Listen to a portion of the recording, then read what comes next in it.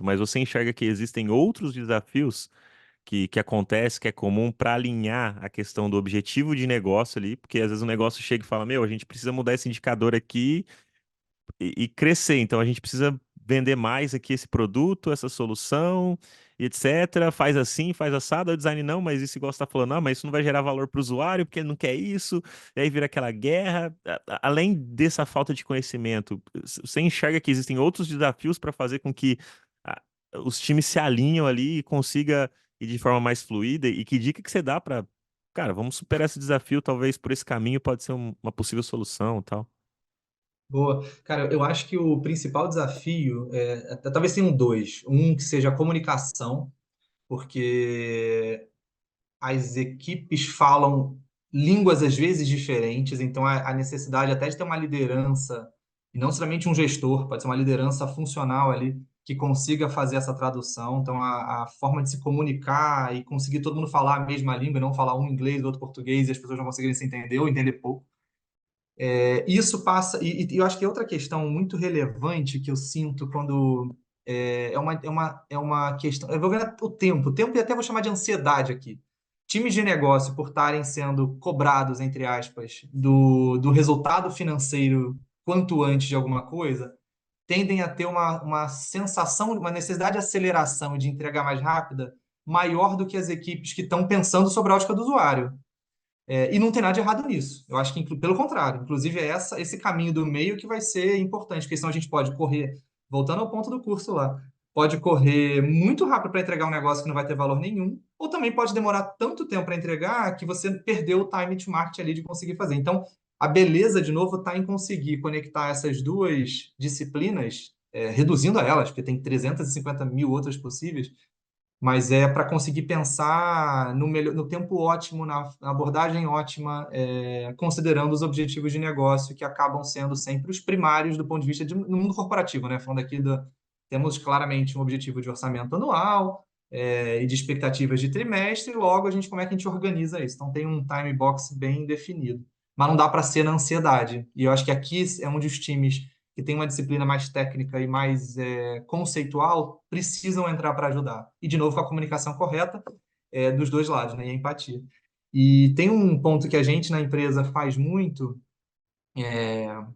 como é que a gente conecta os objetivos mais táticos desses times bem casados. Então, todos concordando que o que a gente quer de problema para resolver ou de indicador para mudar, não aquele super estratégico de lucro da empresa, mas o de curto prazo, do mês, da sprint, do trimestre, qual é? Para a gente conseguir acertar e aí as equipes tipicamente conseguem trabalhar mais somando as suas fortalezas do que se cada um tiver por si nas empresas. Acho que eu vejo dessa forma.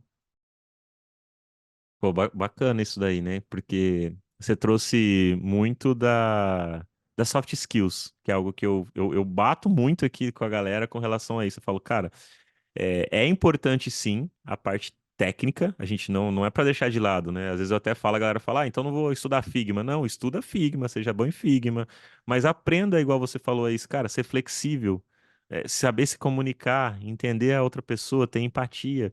Então, tudo isso são as habilidades comportamentais que a gente tem que ir adquirindo ao longo da nossa carreira e também estudar, aprender um pouco mais sobre isso, como não ter uma comunicação não violenta ali e tudo, sabe?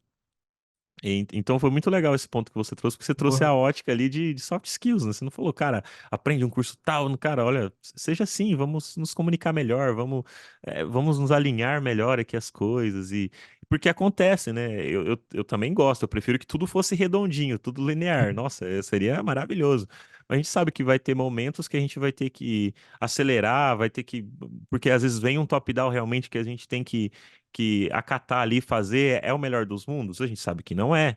Não é bom, ninguém gosta. Mas tem momentos que a gente tem que acatar porque às vezes a gente não tem nem a informação que às vezes uma diretoria maior passou pra gente. A gente às vezes não tá lá, não sabe da informação. Por isso que desce e às vezes a gente tem que acatar e que depois vem um Uhum. resultado bacana.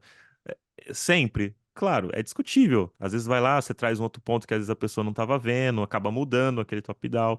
Então é sempre saber ouvir também, né? Então eu acho Sem que isso dúvida. é muito bacana, esses pontos que você trouxe, sabe?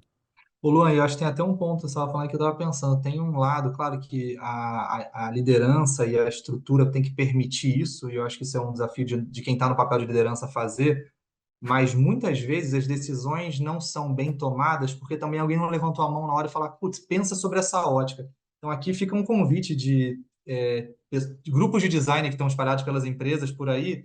Se sentiu que tem alguma coisa indo para o caminho errado, levanta a mão, porque às vezes aquela liderança, aquela estrutura não pensaram realmente, faltava alguém com esse protagonismo ali de levantar a mão e falar, olha, me dá mais uma semana para a gente conseguir fazer isso, ou pensa por essa ótica, e aí a gente vai literalmente somando os conhecimentos. Então fica aqui um reforço de empoderamento mesmo, assim, os times de design tipicamente estão nas estruturas para poder fazer o contraponto. Não é à toa que tem, né, esse conflito no bom sentido, porque trazem um contraponto, então tragam os contrapontos sempre que for necessário, porque às vezes o líder não está vendo, o líder de negócio não está vendo ali aquele calcanhar de Aquiles que vai aparecer 2 meses depois, quando o produto for lançado.